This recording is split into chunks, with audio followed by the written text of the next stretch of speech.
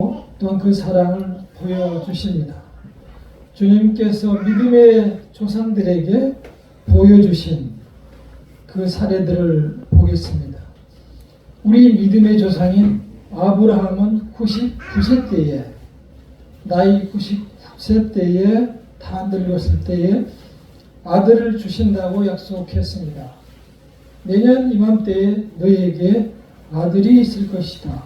그랬을 때 부부는 웃었습니다. 그러나 100세에 아들이 태어났고 행복한 시간을 보냈습니다.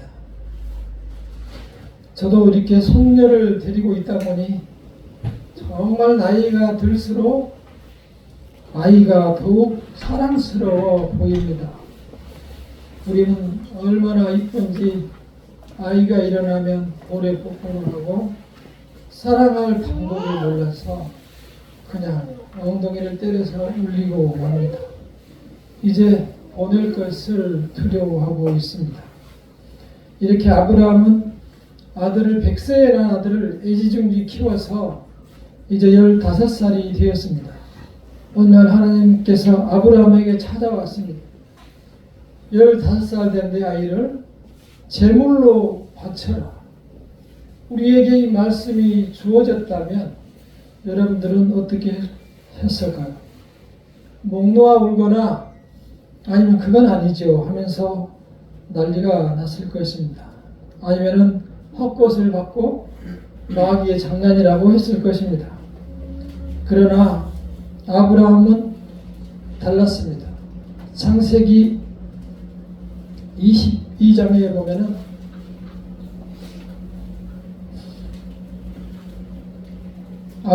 그 일 후에 하나님이 아브라함을 시험하시려고 그를 부르시되 아브라함아 하시니 그가 이르되 내가 여기 있나이다. 여호와께서 이르시되 내 아들 내 사랑하는 독자 이삭을 데리고 모리아 땅으로 가서 내가 내게 일러준 한 산 거기서 그를 번제로 드리라. 아브라함이 아침에 일찍이 일어나 나귀의 안장을 지우고 두 종과 그의 아들 이삭을 데리고 번제에 쓸 나무를 쪼개어 가지고 떠나 하나님이 자기에게 일러주신 곳으로 가더니 아브라함은 그 말씀을 듣고 자식을 번제로 드리기 위해서 주저하지 않고 그 다음날 일찍이 일어났다고 했습니다. 그래서 그는 우리가 되어 우리의 믿음의 조상이 되었습니다. 아브라함이 믿음의 조상이 되었고 우리는 믿음의 후손이 되었습니다. 하나님은 한 번도 약속을 헛되이 보내지 않았습니다. 아브라함은 하나님의 말씀을 따라서 가나안으로 내려갔고 가나안 땅에 기근이 심해져서 다시 애굽으로 갔습니다. 애굽으로 갔다 오다가 또다시 실수를 범했지만 다시 하나님께서는 그를 붙드셨고 그의 후손 요셉을 통하여 이스라엘은 민족이 되어 애굽으로 내려갔습니다. 그 애굽에서 시간이 지나면서 하나님의 약속대로 이스라엘 백성은 엄청난 숫자로 번식하고 번영했습니다. 그래서 행복하게 살기도 하고 많은 민족이 되었습니다. 그 토착민 애굽 사람들보다 숫자가 더 많게 되었다고 성경에 기록합니다. 약 400여 년의 시간이 지나며 이제 타민족인 이스라엘 백성은 핍박을 받게 되었습니다. 하나님께서는 모세라는 지도자를 다시 선택해서 그곳에서 10개의 재앙을 통해서 다시 구출해냅니다. 구출해내서 이제 광야를 거쳐 홍해라는 바다 앞에 텐트를 치고 쉬려고 했습니다. 근데 텐트를 쳐놓고 뒤를 돌아보니 먼지가 하얗게 번지면서 마차가 달려옵니다. 보니 애국 군대가 다시 처녀를 정비해서 쫓아오고 있었습니다. 이제 진퇴양난이 되었습니다. 앞에는 홍해고 뒤에는 군대가 쫓아오고 있었습니다. 그때 모세가 다시 하나님께 기도했고 하나님은 모세의 지팡이를 바다 위로 내밀라고 했습니다. 모세가 지팡이를 바다 위로 내밀었을 때 바닷물이 갈라져서 홍해를 지났습니다. 지난주에 저희들이 롯데 수족관을 가봤는데 거기에 보면은 지하 3층까지 수족관을 만들었는데 수많은 물고기들이 있었습니다. 그거를 보면서 저는 이스라엘 백성들이 그 홍해를 지나가면서 이렇게 수족관처럼 물고기를 봤겠구나, 이런 생각을 했습니다. 거기를 지났을 때 이스라엘 백성, 애국 군대는 쫓아오다가 모세가 다시 지팡이를 바다로 내밀므로 물이 들어와서 모두 몰살당했습니다. 그 후에 이스라엘 백성은 40년을 사막 광야 땅을 걸어서 가나안 땅으로 다시 걸어갑니다. 40년. 그 광야에서 무엇을 먹고 살았을까요? 하나님께서 매일 아침과 저녁으로 만나와 메추라기를 주어서 그것을 먹고 40년을 살았습니다. 40년이 지난 후에 약속의 땅 가나안으로 들어갔습니다. 오늘의 말씀이 이루어지는 그 가나안 땅으로 들어갔습니다. 가나안 땅에 쉽게 들어갔습니까? 맨 앞에 무엇이 있었습니까?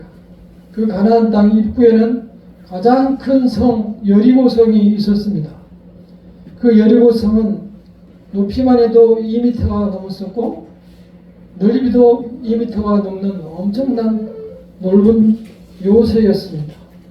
거기서 지켜보고 있었던 것이죠. 그것을 이길 수 있는 방법이 무엇일까요? 하나님께서는 법궤를 앞세우고 그 성을 하루에 한 바퀴씩 돌기만 하라고 합니다. 아무 말 않고 그 많은 백성들이 260만 명 정도 되는데 돌았습니다. 하루에 한 바퀴씩. 마지막 날에는 7바퀴를 돌며 함성을 질렀을 때 그 견고한 성이 무너졌습니다. 그렇게 해서 그들은 가나안 땅으로 들어갔고 토착민들을 도륙하면서 그 땅에 정착하게 되었습니다. 그래서 700여 년의 시간이 지났습니다. 땅에 정착하고 이제 살만하게 되었고 가장 태평성대를 누렸다는 여로보암 2세 왕이 되었습니다. 그런데 오늘 말씀에서 보는 것처럼 이스라엘 백성은 이상한 태도를 보입니다. 함께 3장 1절을 읽어보겠습니다. 다시 한번 3장 1절을 읽어보겠습니다. 시작. 여호와께서 내게 이르시되 이스라엘 자손이 다른 신을 섬기고 건포도 과자를 즐길지라도 여호와가 그들을 사랑하니 너는 들어와서 타인의 사랑을 받아 음녀가 된 그 여자를 사랑하라 하시니라. 지금까지 말씀드린 대로 하나님께서는 수많은 기적을 통해서 직접 보여주고 체험하게 하면서 이스라엘 백성을 이르고 가나안 땅까지 데려왔습니다. 우리가 됐더라도 이해할 수 없는 일이 벌어졌습니다. 그들은 그 나라 가나안 땅에 있는 신을 섬기고 있었습니다. 이해할 수가 없습니다. 가나안 땅에는 많은 신들이 있었습니다. 그 중에서도 풍요를 가져다 준다는 바알 신을 섬기고 있었습니다. 몰렉 신 같은 경우도 있었는데, 그럼 몰렉 신은 자기의 첫 아이를, 장자를 제물로 태워서 드리는 그러한 신도 있었습니다. 수많은 신들이 있었는데 몰렉 신을 섬기고 있었는데, 그래 섬길 뿐만이 아니고 지금 보시면은 건포도를 먹고 있다. 건포도를 먹고 있다는 뜻은 제사를, 포도를 넣고 제사를 드리고 나서 시간이 지나면 그 제사를 마치고 제물로 된 그러한 포도를 먹게 됩니다. 그것들을 이스라엘 백성들은 그 바알에게 드려진 포도를 먹고 그것을 서로 나눠주면서 즐기고 있었던 것입니다. 하나님께서는 지금까지 이끌어오신 하나님께서는 참으로 기가 막힐 상황이 발생이 된 것입니다. 그러나 하나님께서 그들에게 뭐라고 말합니까? 아직도 나는 너희를 사랑하는, 너는 또 가서 타인의 사랑을 받아 음녀가 된 그 여자를 사랑하라. 하나님께서는 정말 섭섭했습니다. 2장 8절에 나와 있는 대로 곡식과 새 포도주와 기름은 내가 그에게 준 것이요 그들이 바알을 위하여 쓴 은과 금도 내가 그에게 더하여 준 것이거늘 그가 알지 못하였다. 하나님께서 먹을 양식과 곡식을 주고 하나님께서 금과 은을 다 주었음에도 그 하나님께서 주신 금과 은 기머리를 하고 바알 신에게 가서 제사를 드리고 섬기고 있는 이스라엘 백성들입니다. 하나님께서는 그들을 보고 화를 내지 않으시고 담담하게 말씀하십니다. 그리고 오늘 이 호세아 선지자를 보냈습니다. 가서 그 장녀 고멜을 다시 데려와라. 하나님께서는 호세아 선지자에게 장녀 고멜과 결혼하라고 했고, 그래서 호세아는 하나님께서 명령하신 대로 고멜과 결혼해서 이남 일녀를 두었습니다.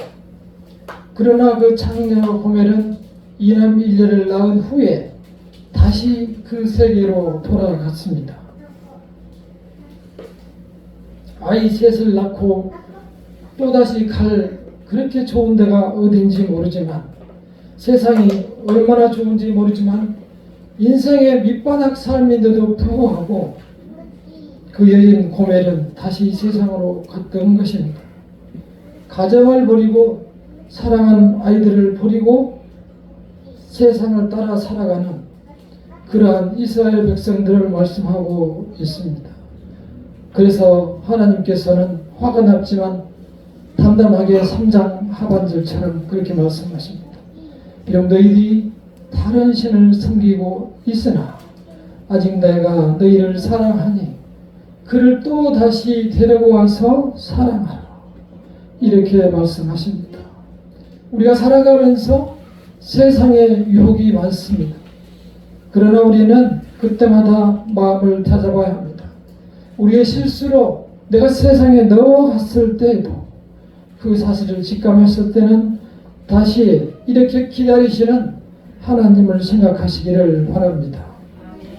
우리가 그렇게 살아가는 것이 힘들어도 다시 하나님께 돌아오는 것이 성령의 역사인 것입니다. 두 번째, 남편과 자식, 가정을 버리고 떠난 여인을 데려오라고 했을 때 하나님께서는 돈을 주고 사오라고 했습니다. 3장 2절을 함께 읽어보겠습니다. 3장 2절 시작. 내가 은을 5개와 보리 한 오멜 방으로 나를 위하여 그를 사오. 내가 은 15개와 보리 한 오멜 방으로 나를 위하여 그를 사오.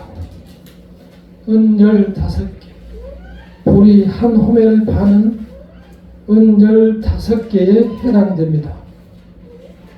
둘을 합하면 은 30개가 되죠. 예수 그리스도를 유다가 팔 때에 은 30에 팔았습니다. 죄를 갚는 데는 대가를 치료해야 한다는 것을 보여줍니다.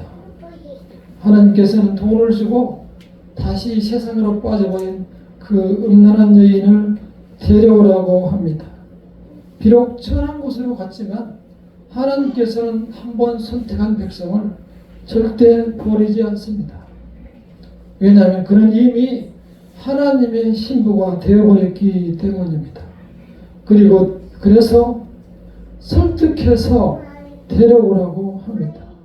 데려와서 얼굴을 마주대야 하고 말하는 것입니다. 이제 나랑 함께 살자. 다른 남자, 다른 세상 유혹을 떠나가지 말라. 세상의 유혹이 심하겠지만 함께 견뎌내 보자는 것입니다. 그리고 요구하지도 않았지만 약속을 주셨습니다. 스스로 하나님께서 약속하십니다. 나도 그리하겠다. 하나님도 결코 너를 떠나지 않고 어떠한 상황 속에서 너를 지키셨다는 약속을 이렇게 주셨습니다. 이 말씀을 하나님께서는 누가복음에서 탕자, 돌아온 탕자를 비유해서 말씀하고 있습니다. 아들 둘이 있었는데 둘째 아들이 아버님이 살아계신데도 불구하고 유산을 달라고 해서 가지고 외국에 가서 돈을 다 탕진했습니다. 다 써버리고 돼지 키우는 곳에 가서 머슴살이를 하다가 그것마저도 밥을 먹지 못해서 이제 집으로 가기로 결심했습니다. 우리 집에 가면 종들도 먹을 것이 충분한데 나는 여기서 굶어 죽는구나 생각하며 아버지께 돌아가기로 하고 비틀거리며 돌아갔습니다. 동네에 갔을 때 아버지는 여전히 아들이 언제 오나 목을 길게 내밀고 바라보고 있었습니다.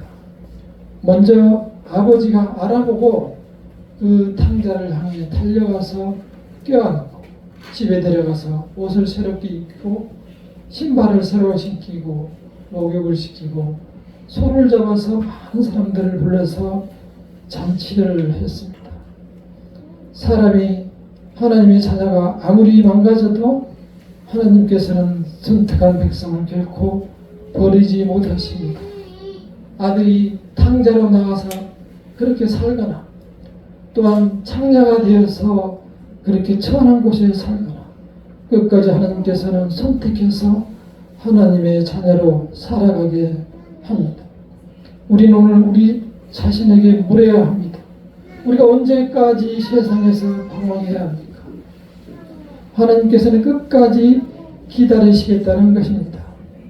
너희들이 비록 남처럼 나를 까마득히 잊고 살지라도 기다리는 것조차 불편해 하더라도 하나님께서는 끝까지 기다리시겠다는 겁니다. 그래서 끝까지 흔들림 없이 나도 그리하겠다 이런 다짐을 주셨습니다.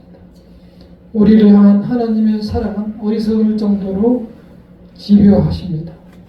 변함이 없으시고 실수가 없으십니다. 실패가 없으십니다. 간곡하게 부르실 때 우리는 외면하지 말아야 합니다. 하나님은 약속에 신실하십니다. 분명하십니다. 하나님이 간절한 부름을 외면한 이 이스라엘 백성은 어떻게 되었습니까?